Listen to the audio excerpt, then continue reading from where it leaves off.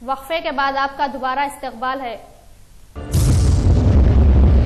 साबिक वजीर मोहम्मद अली शब्बीर ने हज से वापसी के बाद आज मीडिया से बात करते हुए कहा कि इस बार हज के इंतजामात काफी अच्छे थे, सिर्फ मौसम की वजह से चंद हाजियों की सेहत बिगड़ गई थी। हज के अरकान भी अल्लाह के फजल से आसानी से अदा हो गए। इस मौके पर मशीराबाद कॉरपोरेटर वाजिद हुसैन भी मौजूद थे। अल्लाह ताला का बड़ा हम पे एहसान है। अल्लाह ताला ने इस साल के हज मुबारक के लिए हमको मेहमान बनाना पसंद किया और मैं साथ ही साथ सऊदी हुकूमत के बादशाह वक्त किंग अब्दुल्ला साहब का भी शुक्रगुजार हूँ कि उन्होंने खुसूसी दावतनामा हुकूमत सऊदी अरब की जानिब से हमें भेजा और अपना मेहमान बनाए और हमें उम्रा और ज़ियारत के लिए काफ़ी सहूलतें वहाँ की हुकूमत मुहैया की। उसका मैं पहले तो अल्लाह ताला का शुक्रगुजार हूँ कि अल्लाह ने हमको मेहमान बनाया। फिर उसके बाद वहाँ के बादशाह किंग अब्दुल्ला साहब का भी शुक्रगुजार हूँ कि उन्होंने हमको हिंदुस्तानियों को लगभग 80 हिंदुस्तानी मुख्तलिफ उम्र में रहने वाले लोगों को उन्होंने सऊदी अरब और हज की दावतनामा दी है। हज तो अल्हम्दुलिल्लाह मुकम्मल हुआ।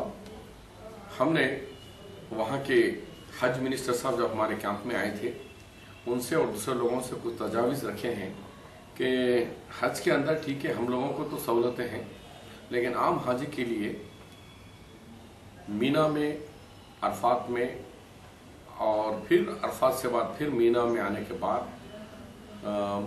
मुख्तलिफ किस्म के कंप्लेंट्स आए थे, जिसको हमने वहाँ की हुकूमत के सामने उस बात को दोहराया और साथ ही साथ हरमैन की तवस्सुत अल्हम्दुलिल्लाह शायद ही कोई हुकूमत कर सकती है, वो तमाम अच्छी चीज़ें हैं। लेकिन हुकूमत सऊदी के बाहर जो है, यानी हरम शरीफ से बाहर निकल के हरम शरीफ से अंदर दाखिल होने के लिए जो हाजियों को धक्कम धक्की और जिस तरीके होते हैं, ख़ास तौर पर हिंदुस्तान, पाकिस्तान, बांग्लादेश के हाजी मेजॉरिटी 80 साल, 70, 60 साल की उम्र के बाद के लोग होते हैं, ज़्यादा हमारे लिए प्रॉब्लम है।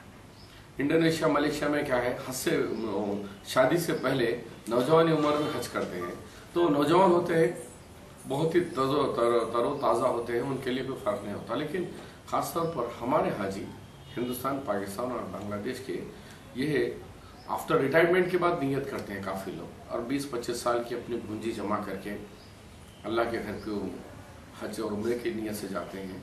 उनके लिए ये धक्कम धक्की और इस तरह होते हैं। इसलिए मैं मुबारकबाद देता हूँ कि हमारे इंटीरियर मिनिस्टर ने, होम मिनिस्टर ने हज होने के बाद एक बयान दिया था कि इस दफ़ा 40 लाख मुसलमानों ने अल्हम्दुलिल्लाह हज के फरीज़ा अंजाम दिया। 40 लाख, जिसमें 24,000 लोग ऑफिशियल थे। जो दुनिया से तमाम ममालिक से 20 लाख लोगों को दावत दी गई थी हज कमेटियों के जरिए, 4 लाख मुकामी लोगों को दावत थी, लेकिन 16 लाख हज्जाज बगैर परमिशन के आ गए, जिसके वजह से ये जो भी हुआ है ये 16 लाख लोगों से हुआ है। ये वहाँ की हुकूमत नोटिस की है और हुकूमत ने भी एक तहरीक शुरू की है। अगर आइंदा साल ये अगर हम खारिजी यानी बाहर से आए हुए हाजियों को अगर इलीगल अंदर आएंगे, हम उनको मुल्क से बाहर कर देने की तजवीज़ रखे हैं। मगर हम देते हो तो सऊदी फैसला करें कि कैसे इंतज़ाम करना चाहिए। लेकिन ख़ास तौर पर हमारे ये बरसग़ीर के जो हाजियाँ हैं, ये उम्र में ज़्यादा होने की वजह से वहाँ लोकल में और हरम शरीफ़ैन में कोई प्रॉब्लम नहीं है, खाने पीने की अशिया की कोई कमी नहीं अल्हम्दुलिल्लाह। लेकिन जो ट्रांसपोर्ट, आना जाना, मीना से अरफात, अरफात से मुज़दलिफ़ा, मुज़दलिफ़ा से मीना, ट्रेन लगाए, ट्रेन की कैपेसिटी 4 लाख है, 8 लाख लोग बस रेलवे स्टेशन में है, कैसे आएंगे? उनका जो वक्त होता है मुज़दलिफ़ा से मीना से मुज़दलिफ़ा आना, फजर की नमाज मुज़दलिफ़ा में पढ़ना, फिर मुज़दलिफ़ा से मीना में आना, ये तमाम जो वक्त की पाबंदियों से जाना पड़ा, फिर मजबूरन बहुत सारे लोगों को दम देना पड़ा बकरे का। ये चीज़ें हमने वहाँ के हज मिनिस्टर को, होम मिनिस्टर को, इत्तेफाक से हमारे कैंप में आए थे हज मिनिस्टर, हमने तमाम चीज़ें पता है तो वो लिख के देने के लिए कहे हैं। इंशाअल्लाह वो तमाम चीज़ें जो हाजियों से मिलने के बाद उनके तासुरात थे वो हम हुकूमत सऊदी अरब को भी पहुँचाएंगे। Wonderman polymers and resins India private limited company वाकई हैदराबाद के मैनेजिंग डायरेक्टर मोहम्मद मजहर अहमद ने प्रेस कॉन्फ्रेंस से खिताब करते हुए कहा कि साल 2008 से करोड़ रुपये मालियत के सामान इंपोर्ट एंड एक्सपोर्ट किया जाता है। इनकी company carry bags, disposable glasses, fork and spoons, polymer coated disposable plates, boxes for bakery packing, sweet shop boxes, polymer sheets for export packing, polymers and resins. उन्होंने कहा कि मार्केट में कम से कम 1000 करोड़ के आइटम्स का मुतालबा होता है। मौजूदा हालात में सिर्फ 5% सप्लाई किया जाता है। ताहम हम कोशिश करेंगे कि 10% मार्केट में शेयर वक्त पर पहुंचाया जा सके। इस मौके पर कंपनी के डायरेक्टर अब्दुल्ला बिन मोहम्मद भी मौजूद थे। गवर्नमेंट को ऐसा वाला टेक्नोलॉजी को एक इंसेंटिव दे और मार्केट में क्यों बोलने से ये plastics is a good material, मतलब प्लास्टिक्स अच्छा मटेरियल है, बट जब हम लोग प्लास्टिक्स को यूज़ करके हम लोग जब डिस्पोज करते हैं उसको मैनेज नहीं कर पाते। ये मटेरियल ऐसा हमारा मटेरियल है जो प्लास्टिक्स का एडवांटेज को लेके और एक डिस्पोजेबिलिटी का एक ऑप्शन जो देता है, और हमारा ये कहना है कि गवर्नमेंट इसको सपोर्ट करे और इसको ये टेक्नोलॉजी को बहुत सारे प्लेयर्स ग्लोबली आ सकते हैं ये टेक्नोलॉजी में, और ये इंक्रीज हो सकता है डेफिनेटली।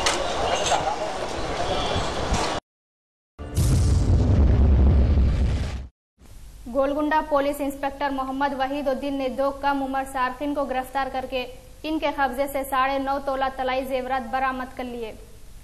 वहीदुद्दीन ने बताया कि टोली चौकी अरुणा कॉलोनी के मीर यूसुफ अली के मकान में 7 अक्टूबर को सरखे की वारदात पेश आई थी।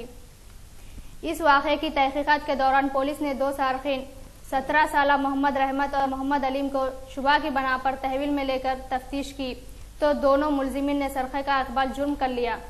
पुलिस ने इनके कब्जे से मसरूखा बरामद कर लिया। ये यूसुफ अली के घर में वो लोग कहीं फंक्शन को अटेंड करने के लिए लॉक करके गए थे। घर में जो अननोन पर्सन्स लॉक ब्रेक करके चोरी किए।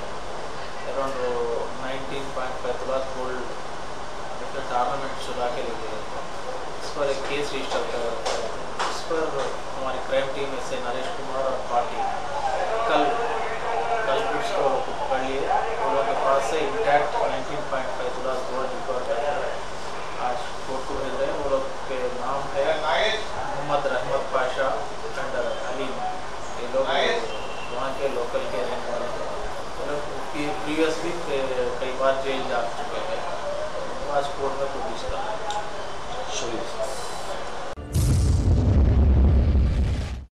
गोलकुंडा पुलिस को एक ऐसे शख्स की तलाश है जो अपनी बीवी से झगड़ा करने के बाद लापता हो गया। पुलिस ने बताया कि आयशा बेगम साकिन मोहम्मदी लैन ने गोलकुंडा पुलिस स्टेशन में शिकायत दर्ज करवाई कि इनके शौहर मोहम्मद खलील पाशा कंप्यूटर इंजीनियर 23 अक्टूबर से लापता है। इस सिलसिले में किसी को कोई इल्म हो तो गोलकुंडा पुलिस को इत्तला दे। बीजेपी पार्टी एससी चेयरमैन के रामलू ने आज बीजेपी ऑफिस में अजला और शहर के पार्टी कारकुनों के साथ एक इजलास मुनक्किद किया। ताहम इस इजलास में सहाफियों का दाखिला ममनू था। सीसीएस पुलिस ने एक 4 रुकनी टोली को जाली क्रेडिट कार्ड्स की तैयारी के इल्जाम में गिरफ्तार कर लिया। एडिशनल कमिश्नर क्राइम्स एहसान रजा ने प्रेस कॉन्फ्रेंस से खिताब करते हुए बताया कि वरुण साद, जितेंद्र अग्रवाल, नन्नी बाबू और के राजू को गिरफ्तार कर लिया गया। पुलिस ने इनके कब्जे से 80 क्रेडिट कार्ड, एक कंप्यूटर, एक प्रिंटर, एक स्ट्रीट मशीन, एक स्ट्रीमिंग मशीन और स्वैपिंग मशीन जब्त कर लिया। On inquiry, it was revealed that Mr. Varun Saad, we will produce you just now after some time. He used to run a clothes shop, but he had 5 firms. 4 firms were fake one, and he was having 5 swapping machines. With this swapping machine, he used to give cash to the people who used to bring credit cards at 5% commission. And on stolen credit card, he used to sometimes charge even up to 50% also. This is not, though it's an offense. Nobody is supposed to give cash from credit card. But most important was, subsequently he went to Thailand, and from Thailand he brought one skimming machine. With this skimming machine, any information on your credit card can be transferred to a new card, which we call cloning. Cloning of cards. So cloning law, this person has how many cards? 17 cards he has manufactured, and initially he cloned his own card, and with that cloned card he took around 1,20,000 rupees from the bank, and subsequently this person again claimed from the bank that his card has been misused. On one card he could get the claim, compensation, around 60,000 rupees. We are yet to verify out of these 17 cards how many he has used. That has to be verified. So it's very dangerous. We request the people of Hyderabad and Andhra Pradesh and the country as a whole that it's a very dangerous trend. Your cards may be cloned, so whenever you are going to a shop, you have to be very careful about your card. Otherwise, your information will be stolen and your cloned card will be used for shopping and also encashment. Sorry, is it swiping machine or swapping machine? Swapping machine generally is every shopkeeper will have this. Swiping machine, sir. Swapping machine. Swiping machine. This is cloning machine. The skimmer. You swipe the card in the